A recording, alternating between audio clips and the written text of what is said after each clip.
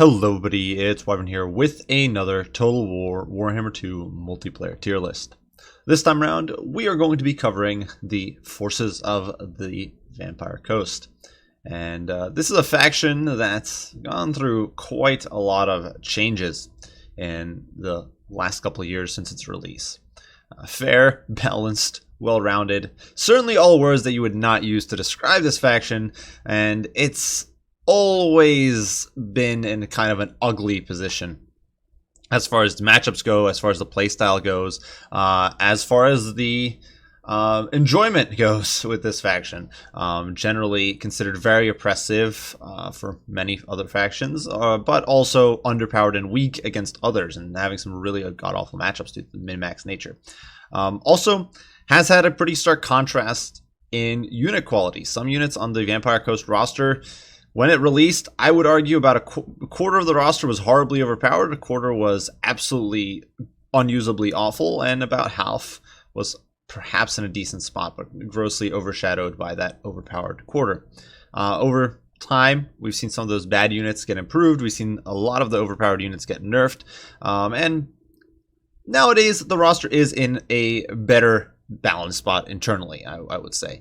You certainly do see a greater variety of Vampire Coast units utilized than you would have a couple of years ago, especially during the launch, when many of their strategies revolved around just a handful of the same units over and over.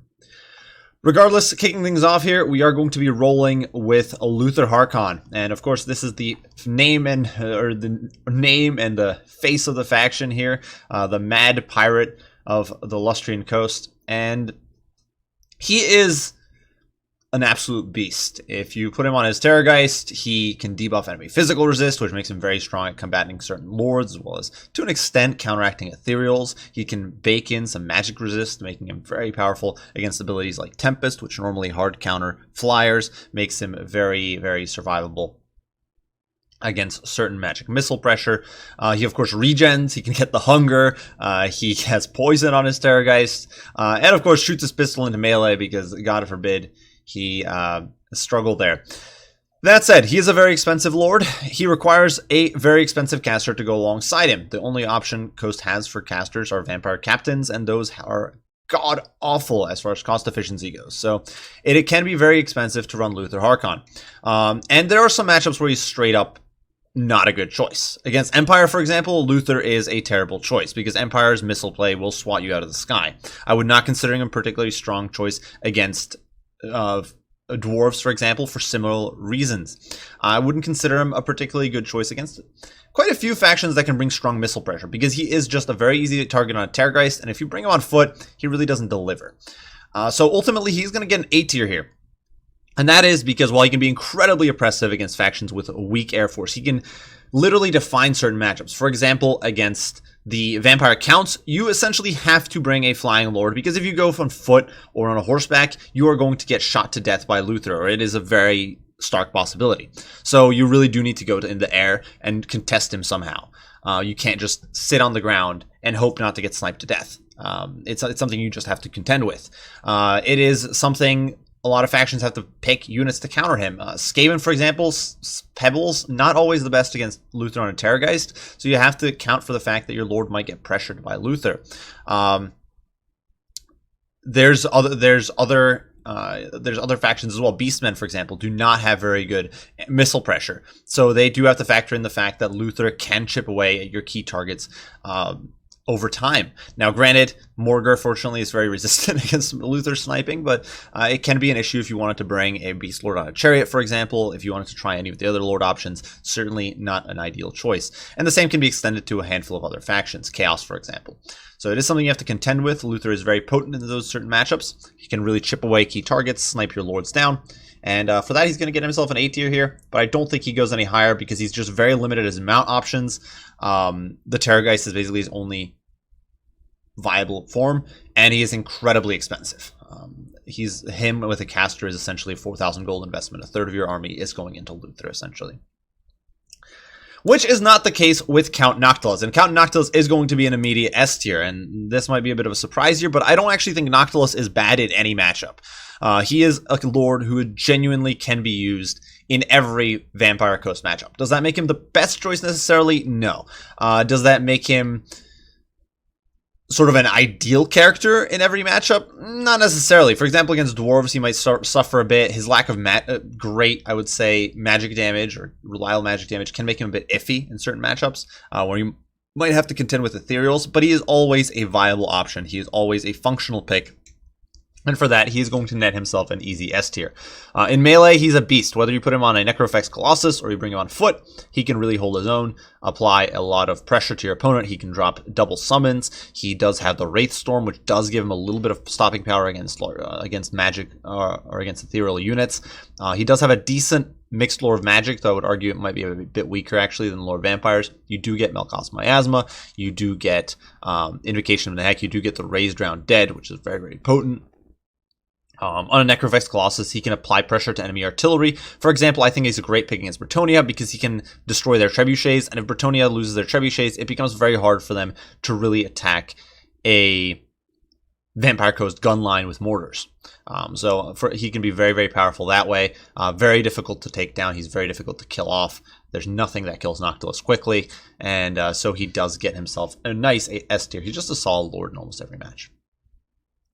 The same cannot be said for poor Miss Saltspite, and she's really not a great character. I waver between putting her in D or even F tier. In my opinion, she's literally the worst lord Vampire Coast has, and probably the worst lord by a landslide. I don't think any lord comes quite close.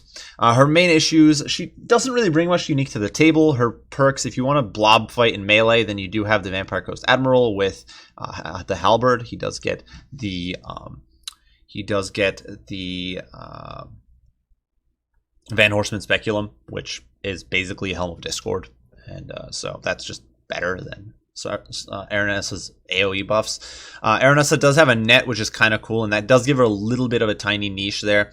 But in general, I think you will rather bring, if you want a cheap lord, you will bring a Vampire Fleet Admiral, whether with a pistol or with a halberd. You will just bring a Vampire Fleet Admiral because they give you a caster and fighter all in one, and in the case of pistol, they've got at least a little bit more flexibility, and they are somewhat better in a blob fight with the halberd. So I think she just suffers there. She's not really an ideal pick. She also doesn't heal, unlike the Vampire Fleet Admirals, so she has no way of being self-sustained. If your opponent snipes her or whittles her down, she could potentially rat off the field or get killed fairly easily, which is just an issue. So D tier for Aranessa. She's got some niche applications with the net and perhaps in rushier blobs, but really I wouldn't rate her very highly on the roster at all, and she wavers somewhere between D and F tier.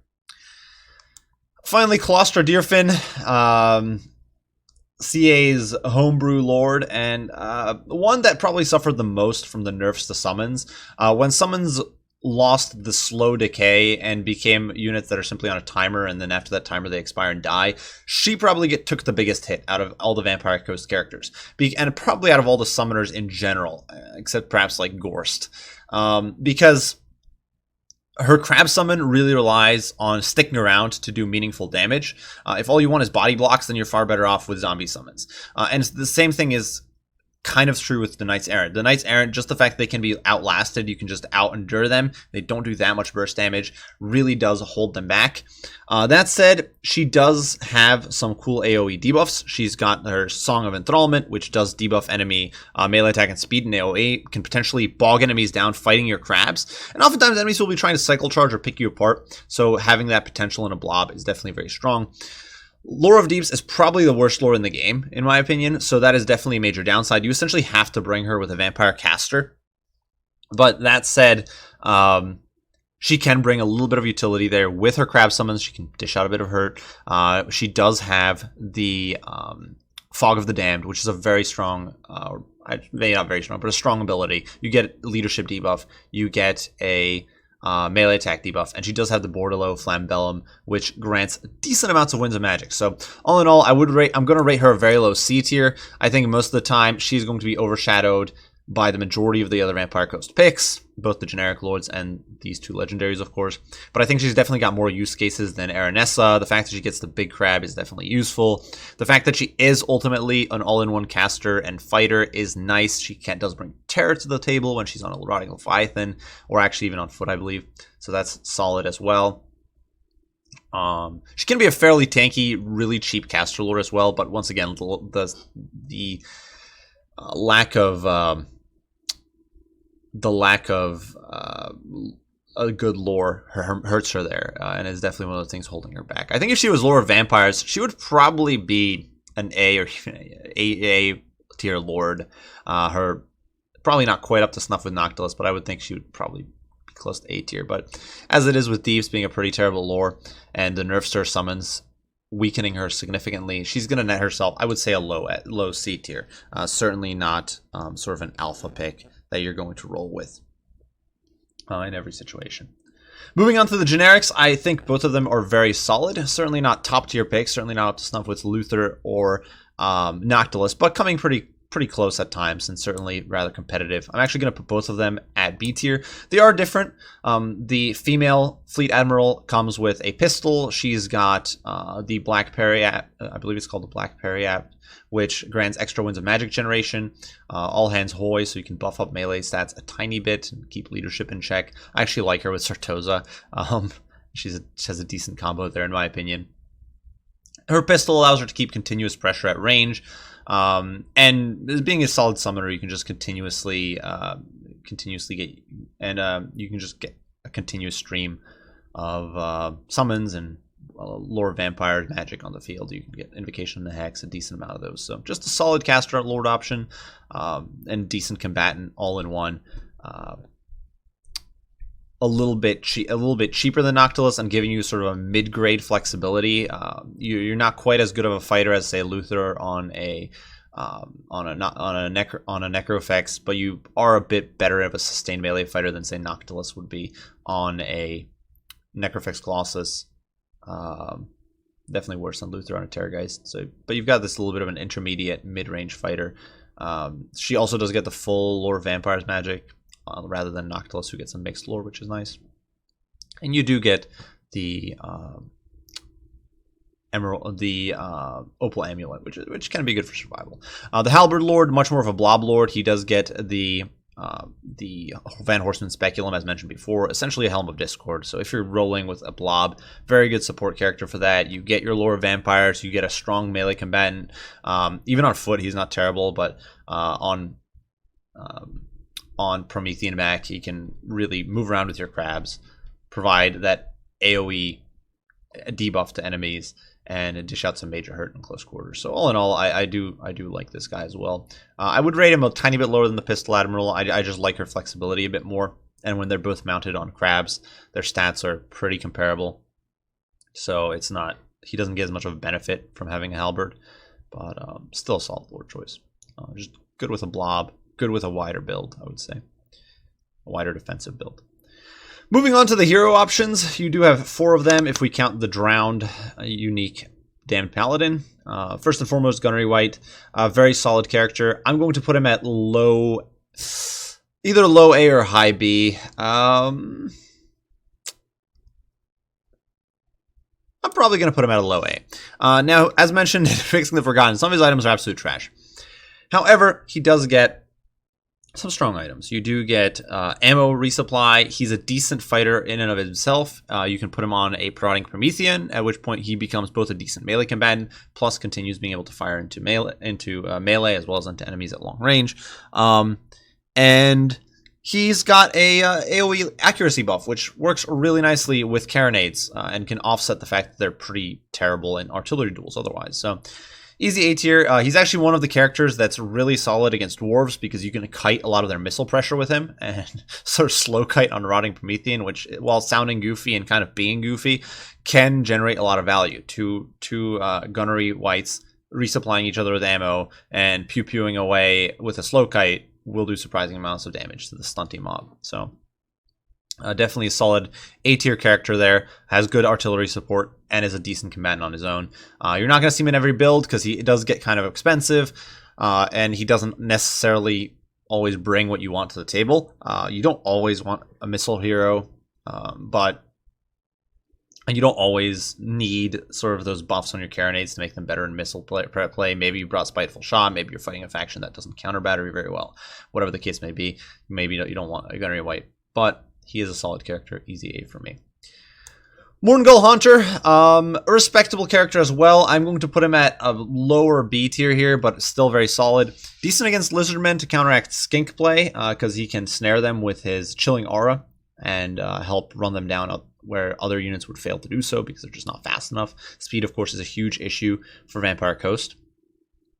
He does dish out decent amounts of hurt and has okay self-sustain in melee. Obviously, AP, bonus versus infantry, very strong there. He does, unfortunately, cost kind of a decent amount of gold, and isn't the most flexible option. If you're going for a very wide build, it can be a little difficult to afford gunnery whites, or multiple gunnery whites, I should say. Or not gunnery whites, wow. We're being really dumb here. But the Morngull Haunter, it can be difficult to afford one or even multiples. They just don't cover as much area as, say, the Regiment of Renowned Crabs would. But they can be decent in a more compact build. They can give you a bit of a Death Star if you combine these guys with someone like Noctilus, for example. They can just be a roving goon squad and be very, very powerful there. Just dish out a lot of hurt and are pretty hard to put down for most factions because they do have some decent missile resist. They've got decent combat stats and they do have that self-sustain with the hunger. But I do think the amount of builds where they're really a strong option is definitely limited. Moving on to the Vampire Fleet Captain. Now, perhaps she deserves a or tier because you have to bring her if you're bringing any lord that's not a Fleet Admiral or Noctilus. But the Fleet Captain is not a very good caster. I rate her better than I think she's better than a Vampire caster. I will say that. And that comes down to the fact that she has Taunt, which is Weakling Hornswaggle knockoff. So Luther gets Hornswaggle, the Fleet Captain gets Taunt. You can actually stack both of those to get a pretty monstrous debuff. Makes her a better fighter than one would expect. You can put her on a Rotting Promethean, which makes her a bit beefier than normal, but a very, very expensive caster, and ultimately, for me, is going to get a low B tier once again. Maybe even should be just a high C. The main reason she's in B is because you have to bring her in any build where you didn't bring Caster Lords. So Luther in particular, you have to bring a Fleet Captain. But it's just so expensive for a caster. There's no way to make her cheap. Even if you just bring the bare necessities, you're talking close to 1,000 gold for a caster. And that just boils down to her decent combat stats, but just not fun. Not fun to be investing in that. There are some funny gimmicks you can pull with the Scroll of Lycos on her. You can drop those on a loaded corpse and get some explosive stealth action there, but I wouldn't rate the captain as a very good caster. I think if this was a different roster and if you had access to, say, a Necromancer, you would probably see a Fleet Captain just about never. But as it stands, it's going to be a B tier. Paladin, surprisingly good choice, actually. I actually really do like the Damned Paladin. Limited by faction. Of course, he's limited to the Drowned. He's not available to every sub-faction or even the main faction, which is very, very limiting. Because really, you're not even going to bring it with Claustra, probably. You're probably going to bring it with a Fleet Admiral. And the Vampire Coast, of course, is not optimized to support a mobile cavalry hero. That said, Damned Paladin is very difficult for certain factions to kill. He's essentially a budget green knight. And he can dish out a good amount of hurt against large for a fairly cheap character. And certainly not dirt cheap, but you get fear, terror, you get fear, terror, magic damage. Decent against vampire counts, for example, I would say. So in my book, this guy gets himself, I'm going to give him a low B, and that really just boils down to him being locked in a sub-faction. If this guy was in the main faction, I think he would probably be an A tier. He'd actually go over the Morngull Haunter because he's a very mobile character, and if you could combo with Luther or Noctilus, that would be brutal. But as it stands, because you can only bring him with a Fleet Admiral, and the faction as a whole isn't that well geared to support him, the Damned Paladin is going to get a low B. Definitely more mobile than, say, the Morngull Haunter, which is your next most mobile hero, which is really nice. You can catch targets that other characters cannot stay on top of.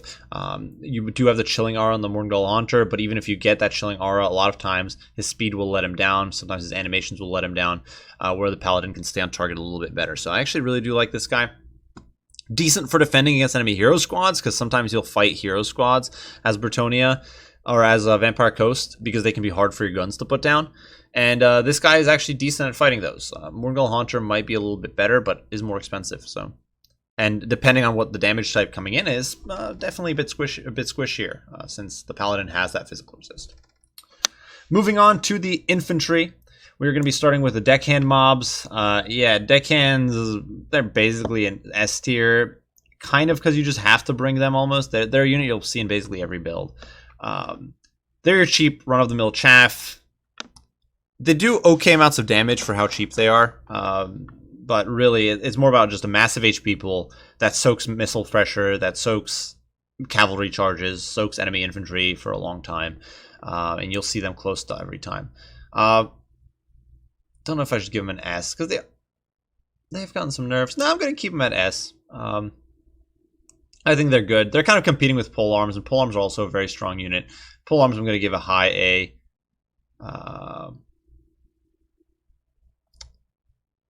They're also pretty much a core unit, especially because you oftentimes will run out of slot. You can bring a max of five zombies, so you'll want to bring even more zombie polearms. So or zombie deckhands. So you'll bring polearms because it's the next cheapest thing. I'm gonna give them an A here, maybe a little bit of a lower, like mid A here. But it's a unit you see pretty often. Probably a bit more prominent than normal deckhands against cavalry-based factions, but I think a little bit less common against certain other factions. Usually these guys will be the minority unit versus the majority that you'll see with deckhands, just because they are more expensive. They do cost 100 more gold, which adds up even for a faction with some pretty underpriced units like Vampire Coast. So I think they get themselves an A tier. Probably pretty close to these guys though. We'll put these guys up to like a high A here, above Luther, because you definitely see them in just about every build, but it's kind of forced. I think if you had a cheaper chaff option like Skaven Slaves, Peasant Mobs, or especially zombies, generic zombies, you probably would see those over these guys. So I'll give them a high A here. Moving on to the Sartosan Free Company, the melee variant, the dual sword wielders. Not a particularly good unit. They're limited to Sartosa. They counteract squishy infantry, which can be an issue, sometimes swarmy mobs, but usually bombers are better. They do have rowdy, so they've got perfect vigor and slightly better leadership as long as their leadership is high. So just like Centigors. But you can't heal them. They don't synergize with Invocation of Nehek, which is limiting.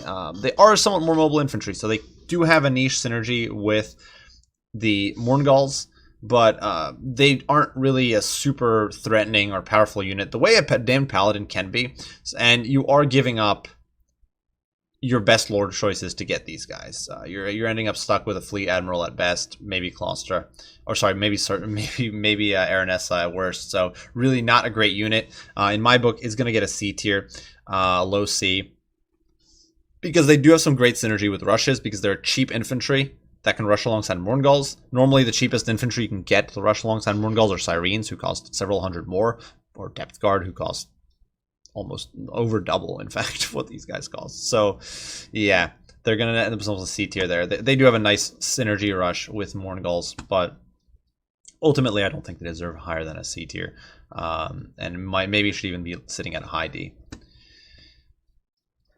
Moving on to Syrenes, rather strong unit, though certainly a bit niche.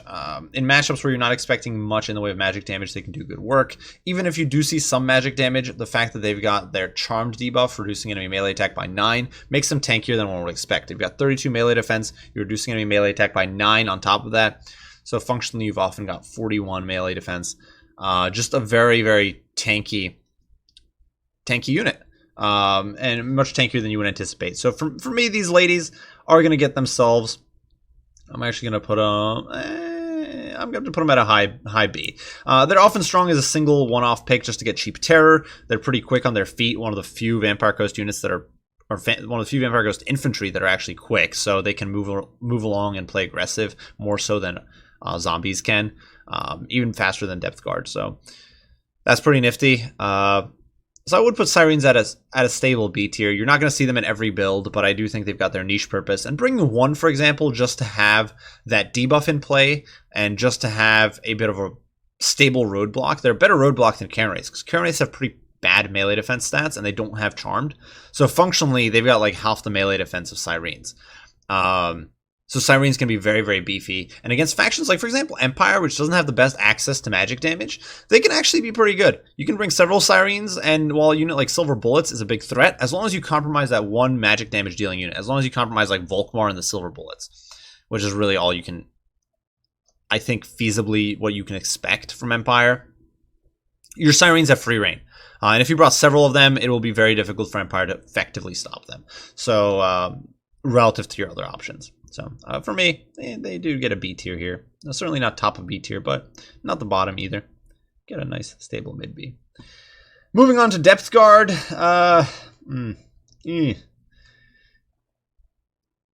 Not great. I'm going to give Vanilla Depth Guard a low C. I'm going to put them above Sartosan Free Company. I don't know. They're not great. But you can bring one Depth Guard and they'll mulch cheap chaff very effectively. I think they can be pitched into quite a few different builds. If you're playing a little more defensively against a faction like Beastmen, against a faction like Norska or something like that, they can mow through a lot of cheap trash. And that is a valuable function. That said, they're still incredibly flimsy to missile pressure. They are incredibly flimsy to anything with AP, and especially bonus versus infantry and the odd Swordmaster Rush or whatever. These guys get demolished. They're very much gambling on the fact that your opponent brought or isn't able to bring appropriate counters to armored elite infantry. And even then, they're not that survivable. They just get smushed into oblivion by mass arrow fire because their armor is just not that high, and neither is their HP. They're not quite quick enough to come to grips with a lot of archers efficiently. So C tier, maybe they should even be lower. The main reason Sartosan Pirates right now are lower is just because they're limited to some faction. If Depth Guard being available to every faction means it's something you always have. But ultimately, I'd say if you play Sartosa, you're probably going to you're definitely going to get value out of the Sartosan Free Company over Depth Guard. But I'll give them a C. Depth Guard polearms are, in my opinion, even worse. I know this is a contentious issue. I know some people are of the opinion, and that's fair. For such a rare and niche unit, it's fair to say that halberds are a bit better. That might just be people's experience. It might be certain differences in play style or builds. For me, Depth Guard halberds are D tier, and I think they could be argued to be F tier. I'd actually probably put them in F tier. They're really low D. I actually because while they can be put in a box, you're better off, in my opinion, boxing on top of zombies with a horde of monsters. Depth Guard just do not perform well enough. They might seem like a decent option against Bretonnia, but against Bretonnia, you need wide defenses, and these guys do not provide wide defenses. They get mown down by archer fire. So, yeah, they might actually let themselves. They're going to get themselves an F here, because I can't really think of a matchup where, if I'm anticipating a serious build, I consider Depth Guard to be a great choice. For the anti-large function, you're better off with crabs, in my opinion, with crabs with guns, I should say. As a body blocker unit, you're better off with Morngulls or just a horde of zombies. You can bring 3 units of zombie polearms or 4 units of zombies for the price of a single Depth Guard halberd. That is a massive, massive, massive price gap. And the unit these guys are supposed to excel at is hard for them to stay on top of. They're too slow. They get body blocked, they get bogged down in chaff. They do not cleave through chaff quickly because they've only got 45 models, and their weapon strength is the same as a freaking Blackguard, who have a 75 model halberd unit. So for me, they're going to get an F tier. Their brethren here, the Varix Reavers, the Bloody Reaver Depth Guard, are thinking Reavers, but they're not Varix Reavers. They're Bloody Reaver Depth Guard. They're an F tier as well. Same reason, essentially. Skip the around there, but they're just too expensive for what they do. I can see that some people might consider them better, depending on what niche builds you bring. But just don't find them. I feel like there's always a better combo Vampire Coast can bring. If you brought these guys, you are cheating yourself out of a better unit combo. You could have brought guns and two zombies. You could have brought the gunnery mobs, the top crabs. You could have brought yourself a carronade and zombies, multiple units of zombies. There's just better ways to spend your money, in my opinion, than Depth Guard with halberds. And they don't have that very minute niche that Depth Guard have versus Cheap Chaff. That is fairly common against Vampire Coast. The Regiment of Renowned Zombies are not terrible, but they're not great. I'm going to give them a B tier. If you're floating a few extra resources and you just need to stiffen up your line a little bit, these guys do fight a little better. Ever since the bomber buff, though, actually, you know what? They're going to be a high C. Ever since the bomber buff, though, these guys have fallen off quite a bit, just because bombers clear away chaff much more efficiently. Back when Vampire Coast released, it was hard for Vampire Coast to quickly clean away chaff, because bombers sucked. Pistols are not that good against chaff, and you've got no other options cheaper. You've got mortars, or otherwise you can try to get terror routes, but none of those really compare in quality to just fighting it out in melee for clearing chaff. And so at that time, the Tide of Skjald had a more of a niche. I think right now they've actually fallen off because, well, you've got bombers, and bombers clear chaff rather well. So bombers have pushed these poor guys down to C tier. Pistol mobs, efficient. They've still got a lot of models, though much less than they used to. 90 models is nice. They can fire on the move, so they're flexible, especially important because they're slow as a unit. So they're decent there. It can dish out a decent amount of hurt. Only costs 300 gold, so very, very cheap, very expendable. You're not going to cry too many tears if these guys get killed off. And this is definitely one of those core units you're going to see in a majority or massive chunk of Vampire Coast builds. And there's a handful of other units on this list, and really a handful of other units in the missile lineup that are really core like that. And these guys are one of them. Going to get themselves a low A. I think they're probably one of the lower A tiers because they do compete a bit with guns, but often a solid filler unit. Once again, if you just need more zombies to put on the field and you don't want pole arms, you think pistols will do better, you might bring pistols, or you might bring pistols instead of zombies. So just cannon fodder. Which brings us on to bombers, which are going to get themselves a higher A tier again. Unit that has single-handedly messed up some matchups pretty bad. Now they've gone with the nerfs to their HP pool. They're much more manageable than they once were. Still an incredibly potent unit. They can delete most, as long as you've got these guys plus zombies, they can eradicate most infantry in the game very, very cheaply. And if all you did for the cost of your zombie bombs and zombies was kill, say, Saurus, much less a more expensive unit, then they've already paid for themselves, and that's all you needed. That is all you needed these guys to do. They are very niche. They only counter infantry, really. They suck against everything else. But you know what? They're cheap. They cost peanuts, and they do their job of countering infantry swarms, which is very common to face at Vampire Coast. They do that job well. So A tier for them. Sartosan Free Company is going to once again get themselves a C tier. I'm actually going to put them lower down on the C tier scale here than the normal Free Company. The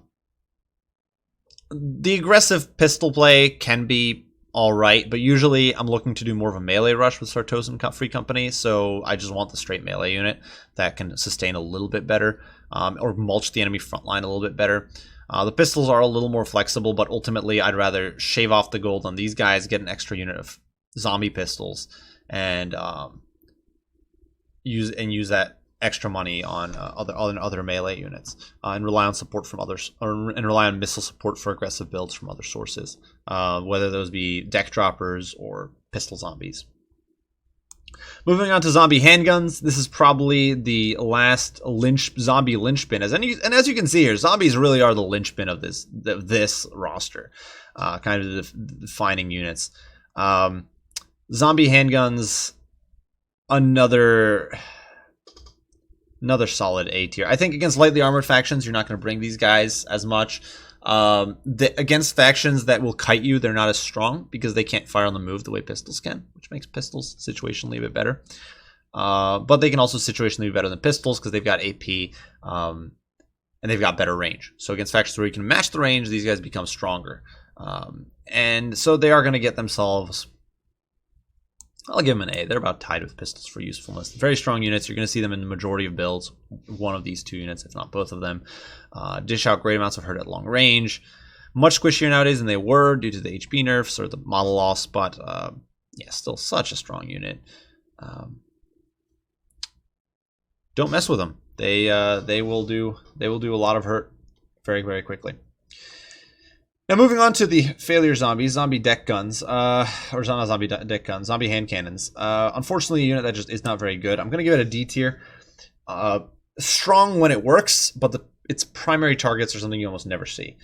Cavalry tends to plow into them and make it impossible to shoot into melee. Big monsters are something you just do not bring against Vampire Coast, and that's the unit this unit really does well against. Otherwise, solid against elite infantry, but once again, not something you see very often as Vampire Coast. So, boom, instant D tier for these guys. They have very little niche. Basically, everything they do that can be covered better by one of the other units, whether that be handguns, pistols, or crab, or crabs with shotguns, crabs with hand cannons. So, unfortunately, D tier for these guys. They actually might be lower than Aranessa just because they don't have. At least she brings that snare niche, and I can't really think of a matchup where I genuinely want to bring hand cannons. The fact that they're more expensive than handguns is just added insult to injury. And with the reduced HP pools for all the gunnery mobs, that's made them even worse. Moving on to the zombie deck guns. In my opinion, a B tier. I know some people consider this to be one of the best units on the Vampire Coast roster. I don't necessarily agree. I think they bring some very strong DPS at long range, and against certain factions that is certainly strong. However, they are not a super survivable unit. They're incredibly flimsy. They're incredibly squishy. Very easy to crumble out. Very easy to outshoot with artillery. So if you do have access to artillery, yeah, they're getting screwed. If you can screen for them against archers, yeah, they can outrange archers. And one of the few efficient ways Coast can really counter archers, but they still cost a decent chunk of gold. It still takes them a while to chew through those archers or to chew through that cavalry. And in the meantime, they do die rather quick. So, gonna get themselves a B tier here. I think they're a decent choice, and they're definitely a higher B tier. But when push comes to shove, they're not as prominent of a unit. They're certainly not the unit you're going to see all the time the way these 4 or 5 zombies are up here. The core zombie mob is just something you see all the freaking time. Moving on to the Black Spot, the Regiment of Renown zombie handguns. These guys are definitely lower on the totem pole. Probably also going to get themselves a C tier. Basically handguns with halberds, or they get bayonets, I guess. But they get bonus versus large and AP in melee. Still not a great melee unit, but they do endure a bit longer. They've got better leadership, which matters. It means they endure a bit longer. But for 800 gold, they're definitely an expensive investment. You could argue that it's just better to bring zombies and handguns instead of investing in the Black Spot. I would certainly say it often is the case. So a high C tier. They do have their niche against a faction like Bretonnia, for example. They can do a lot of hurt because Bretonnia is often relying on cav to deal with your backline, and these guys can punch back fairly well in melee, but certainly not a unit you're going to be seeing all that often. But against factions like Empire or Bretonnia, factions like that where you might be seeing some annoying backline harass, they can hold better. That can count for something. Moving on to the Shade Wraith Gunners, ethereal deck guns with Discourage, however more expensive. I'm going to give them a low B. This might be a bit of a contentious point. Actually, I'm going to give them another high C. This might be a bit of a contentious point from some people. But the Discouraged effect is very strong. If you bring Sustained Fire to bear on a specific target, they can rout them pretty darn quickly. They are a good bit more expensive than deck guns. It does become a bit more difficult to defend them. It does become, and they don't cause terror, so they can't actually tear rout off dogs and stuff that get in melee. So they are a more expensive investment. Cannons will outshoot you against factions that bring a decent amount of magic missiles to the field. Not necessarily good because they're super flimsy against those. A unit where it can actually be worth fireballing them, because if you kill like 2 or 3 of them per shot with a fireball, it adds up. but Discouraged effect is very, very strong. So against key targets or against specific factions that struggle with leadership, the Shade Wraith Gunners can just be a massive nuisance and rout units up very, very quickly. Moving on to the monsters or war beasts or whatever you want to call it, we got bats, and bats they're all right. If you want to play defense, if you want to play aggressive, they can be a solid support tool for disrupting backlines. They can fly over enemy formations, get into enemy missile units, bog them down. They're almost a must-have for Vampire Coast because Vampire Coast otherwise doesn't have any options really to shut down backlines if they're going aggressive. So solid in those circumstances. However, you're not often going aggressive as Vampire Coast. And these guys don't necessarily do that much damage, which can often, I find that you will often utilize Scurvy Dogs actually instead of bats when you're playing as Vampire Coast, especially because the composition that you're facing is often different than what, say, Vampire Counts face. Vampire Counts will often face defensive box play and enemy units prepared to run off ground pounders. In comparison to Vampire Coast, you're often facing these very wide, missile-heavy builds. In those situations, there's a good chance that Scurvy Dogs can get into melee. There's a good chance that, and due to their high HP, they can actually endure something like, say, Illyrian Reavers a bit better than bats can. And they can also perform more useful work if your opponent counter-rushes with a horde of infantry, for example, because they will do more damage than bats would. So bats are going to get themselves a C tier here. I don't think they're that great. Certainly solid for supporting an air rush. Certainly solid for disruption. But I actually think Scurvy Dogs are stronger for Vampire Coast than... Whereas in Vampire Count's case, you've got kind of a flipped mechanic there. Moving on to the Bloated Corpse. Yeah, it's a meme. It's the meme dream. If things work out, yeah, this is a great unit. In reality, you don't want to rely on this. There's some hilarity you can pull off with a Vampire Fleet Captain and Scroll of Lycos to make this guy invisible and sneak him up on an enemy front line. But most factions are going to bring some missile pressure just because they're expecting a Luther, if nothing else.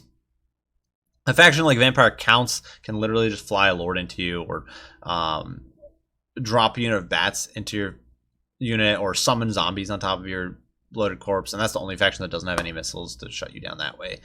Ultimately, it's an F tier unit. You really need some massive luck and some inattentiveness on your opponent's part to get real value out of it.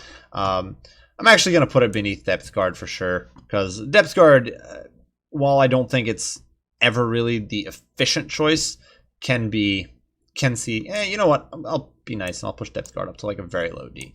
But this guy's going to sit at F, because I think he's uniquely worse than Depth Guard. And while I don't like Depth Guard with Halberds, and I don't think they're ever really the most efficient choice, I do think they can have their use cases as this guy, unless you're meming and living the meme, which is great, good for you. This guy's not really a competitive choice. Scurvy Dogs, on the other hand, absolutely are, and are certainly a critical unit, especially in matchups where you're outranged and you need to pull some aggressive plays. In my opinion, they get themselves an easy B tier, sitting up there with the Deck Gunners. A bit more of a niche unit. It's certainly not something you're always going to bring, but they can pull some defensive plays. They can run off routing enemy skirmishers. They can countercharge enemy light cavalry that's trying to get into your back line. They can just threaten and posture against enemy formations and force them to pull cavalry back to defend artillery, for example. Just a very strong B tier unit, and I really do like Scurvy Dogs here.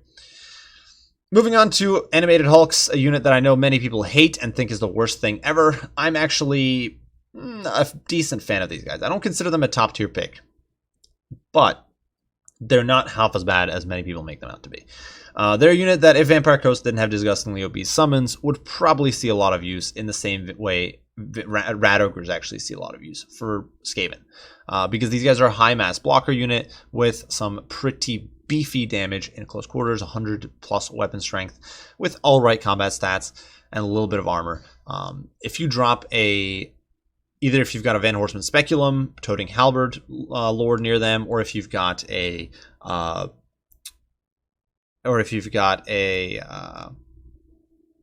Van Hels's Dance Macabre, these guys can really dish out a lot of hurt for being such a cheap unit. And for me, they're actually going to net themselves a solid mid-C.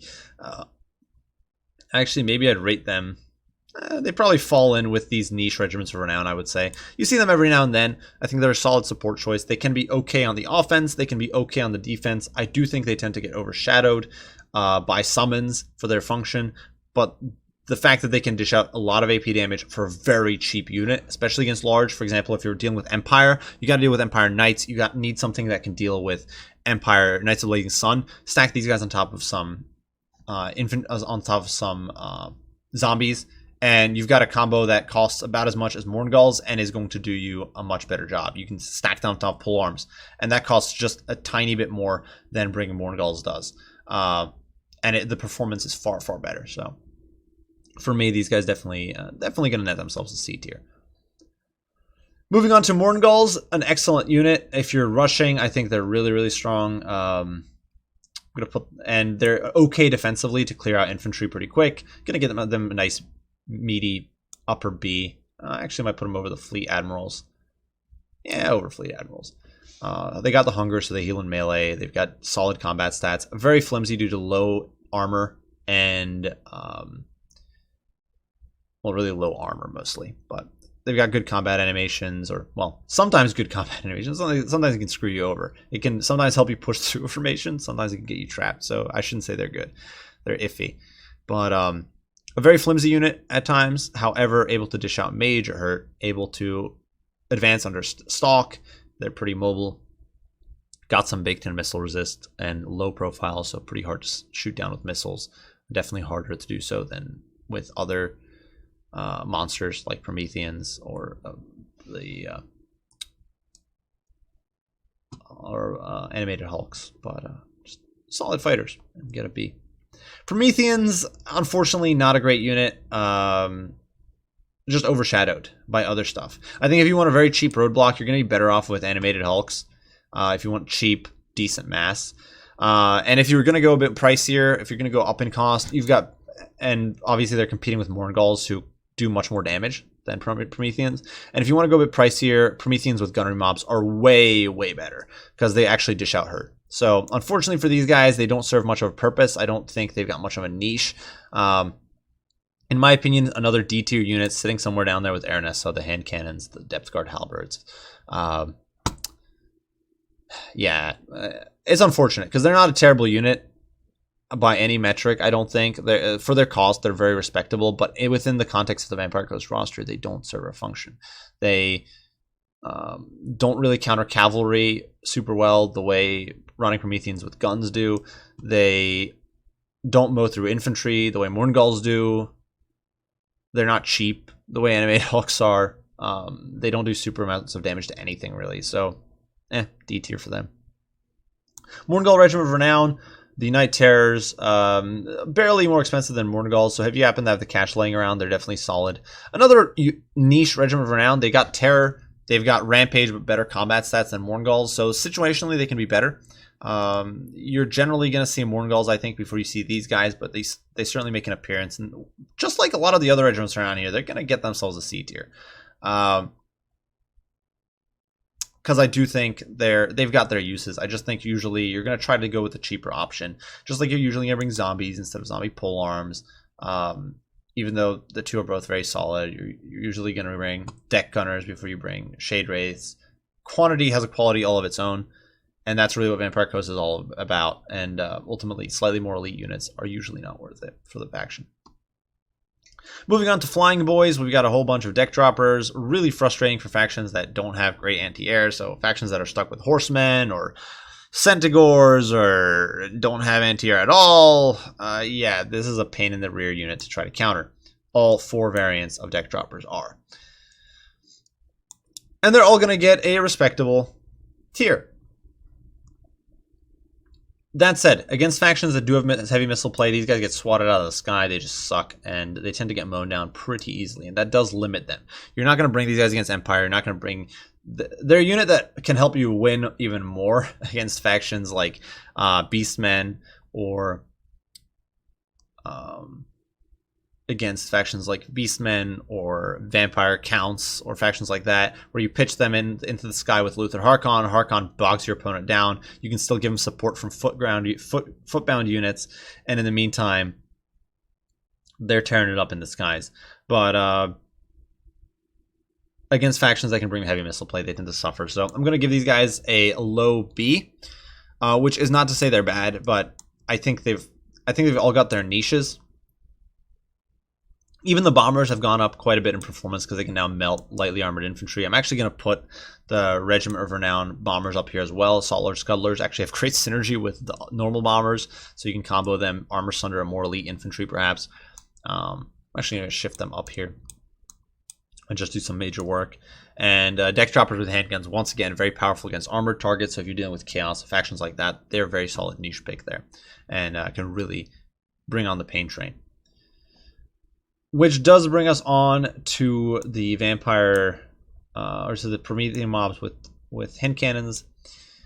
Solid units, in my opinion, very, very respectable body blockers. Definitely above animated hulks, definitely above the terrors here, and I would argue probably above deck droppers actually. I'd probably put them above even the Morngul Haunter. They're just a very respectable unit. The vanilla version though, definitely a bit iffy. It's one of those more niche units because you'll usually see the Regiment of Renown version first and foremost because their regen is so valuable. So I'm going to give these guys a solid mid B, and the Writhing Promethean Regiment of Renown a higher B tier. I think you're going to see them, honestly, you probably see them more than most of these units up till Morngul's. Both units have the advantage of good combat stats, good armor, and a missile attack that fires into melee so they can actually dish out very good damage output. Normal Rotting Prometheans, they've got like 77 weapon strength. It's AP, but it's 77 weapon strength, so you're not killing anything quick. With the hand cannons thrown into the mix, you're suddenly dishing out good pain. You can suddenly threaten flyers a little bit. Much, much better units. Instantly up to B tier for me in my book.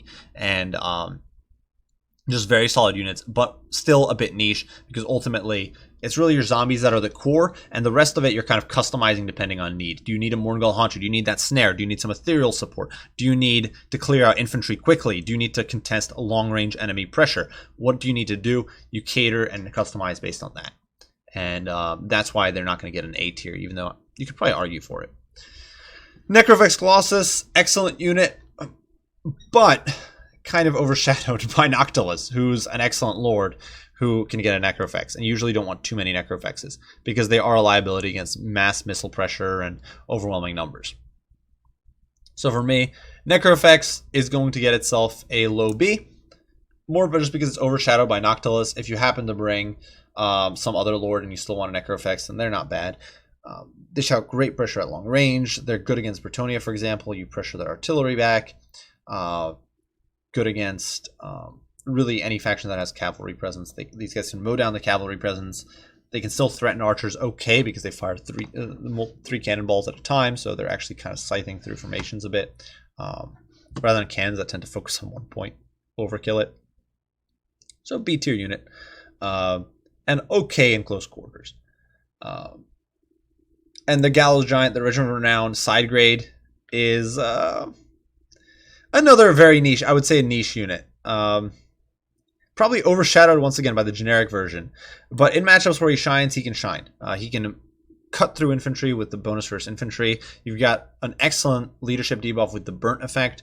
If you get a side shot, it's like nailing an amber spear, except you didn't even pay Winds of Magic for it. The flamethrower can really lay a roasting down on enemy infantry or really anything. Even single entities will just get melted by it. So if you're able to get the shots off, definitely good, but limited by short range, which is just not crippling, but against a lot of factions, you need that long range cannon to compete. And when you lack it, you're not able to do what an Necrofex normally does. You're not able to pressure your opponent's artillery at range. You're not able to outrange your opponent's archers. You're forced to engage in melee. Is the difference between something like a Bone Giant versus a Hyro Titan. And ultimately, we all know a Bone Giant is much more flexible than a Hyro Titan is. So it's a similar difference of units, though not quite as extreme, just because you do have some range on the Gallows Giant. But yeah, C tier for him. I think he's got his niches against infantry factions. It's going to be fun against greenskins. Melt lots of gobos. It's always hilarious. Good C tier. Rotting Leviathan, not a great unit. Gonna get a low C. If you're doing a crab death ball, can do some good work. But ultimately, that's not really the playstyle Vampire Coast tends to go for. In most matchups, you're usually not running with a bunch of crabs. You're usually either rushing with a more wide build, or you're playing campier with a lot of guns in some sort of arrangement. So it's a very niche purpose. If you're doing a crab rush and you brought like Claustra and you brought a second rotting Leviathan, it can be hard for a faction like Bretonnia to kill off that much heavy armor. It can be difficult for high elves sometimes if they don't have Plague of Rust or Sister of Avalorn to kill a crab, especially if you've got other crabs alongside it. But ultimately, it is still a slow single entity. In many ways comparable to, say, a Higher Titan on a faction that doesn't do a great job of compromising backlines. So I think low C is probably fair. It does have its niche use cases, but not too many of them. The Terrorgeist for the Vampire Coast, it's more of a dragon with a Terrorgeist breath, because you don't have any bonus versus large, but you've got better combat stats. I know the Terrorgeist was more averaged out recently, but the Vampire Coast Terrorgeist similarly, or is even more extreme in the sense that it has no bonus for large. So it's just all right. Maybe it's not. That's not more extreme, because I guess normal Terrorgeist is the extreme version because that one's anti-large, and the Coast Terrorgeist is just a dragon essentially with regen and no missile resist. Decent if you're going for air power plays. Once again, though, you're usually just going to bring Luther, and he can kind of solo the air by himself. You can support the air with guns instead. You can't play super aggressive with the air as Vampire Coast because your army will struggle to keep up because your army is slow as all hell. So once again, the Terrorgeist is a very niche unit. Usually if you bring it an air play, a power play, you're going to bring Luther Harkon, and he overshadows the Terrorgeist by a lot. Unfortunately, it's just going to get itself a C tier here. I do not think it deserves any higher than that. I'm sorry to say. And honestly, that might be generous. And maybe it even deserves a D tier because it's only really there for a handful of very specific aerial power plays, maybe against like vampire counts. But usually you're going to be much more reliant on your gun power. Moving on to artillery. Mortars, excellent unit. Not always useful, obviously, but Vampire Coast has an easier time defending them. There's no mortar wagons either, so they lack competition that they do have on, say, the Empire roster. Really good against, say, High Elves, solid against Wood Elves, solid against Dark Elves, factions that can't counter battery you super effectively. Against Bretonnia, they can basically prevent Peasant Bowmen from ever getting in range, which is kind of hilarious and kind of sad. Very cheap artillery piece. Counteracts one of your primary issues, which is massive amounts of cheap mid-range missiles. So B tier. Carronade, another solid unit, went up in price recently, and a terrible counter battery piece, but it does hit harder than cannons, and combined with a gunnery white or combined with spiteful shot, it can dish out the pain, especially when you've got extra powder going, because you get extra 30% damage. Just a beefcake of a cannon, and gets itself another solid B tier. You're going to see them oftentimes just to pressure enemy cavalry, pressure enemy monsters, coming in matchups where you are not expecting to fight an artillery duel, but it can also be used against dwarves, for example. You can throw them in alongside a gunnery white and just look to crank out that accuracy, crank up that accuracy with a gunnery white and win the artillery duel. And it is doable at times, since a lot of dwarves will not invest in many cannons of their own. Finally, Queen Bess, definitely a bit of a meme unit, definitely a bit of a meme dream, but I will give it a D tier. If you can protect her, or you're fighting a faction that doesn't have great magic missiles or artillery of their own, which is very rare, but if you are, she can do some work. She can beat down on an unprepared opponent all right. She can deliver some decent damage at range, rout off missile units pretty quickly. If your opponent slips up on their micro and doesn't dodge her, she just does work. So in those rare occasions, she is a D tier unit. She can do some good damage, but ultimately most of the time you're better off bringing cheaper artillery pieces. And that is it, which is kind of sad for what's essentially the iconic artillery piece. Besides like Luther and maybe Noctilus, this is probably like the iconic Vampire Coast unit.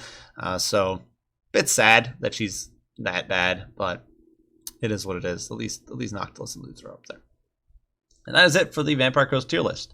Do you guys disagree? Do you agree? Do you have your own thoughts, opinions, comments? Feel free to share it down below. I'll do my best to respond as soon as I can. I do thank you all for watching, and I will see you all in the next one. Bye for now.